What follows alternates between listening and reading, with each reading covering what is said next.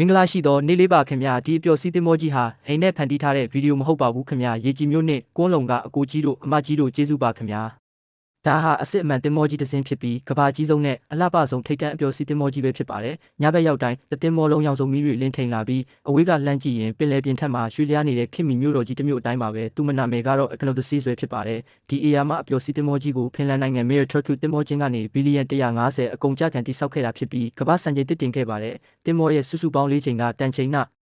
15,000ရှိပြီးနျူကလ িয়ার စွမ်းအင်သုံးလေယာဉ်တင်သင်္ဘောနှစ်စင်းစာရဲ့ရေထုထဲပမာဏနဲ့ညီမျှပါတယ်။သင်္ဘောတစ်စင်းလုံးရဲ့အလျားက365မီတာရှိပြီးဧရိယာကဘတ်စကတ်ဘောကွင်း55ကွင်းစာနဲ့ညီမျှပါတယ်။ကမ္ဘာလက်ခရီးသည်9,600ဆန်ပြီးသင်္ဘောဝန်ထမ်း2,350နဲ့ပေါင်းရင်စုစုပေါင်းလူဦးရေ1,000ထိဆန်တာကြောင့်တကယ်ကိုအံ့ဩစရာပါပဲ။ဒါတင်မကသေးပါဘူး။ဒီအပျော်စီးသင်္ဘောကြီးရဲ့ကုန်းဘက်က20ထက်ထိရှိပါတယ်။အလွှာတိုင်းမှာလည်းသက်ဆိုင်ရာဖြော်ပြ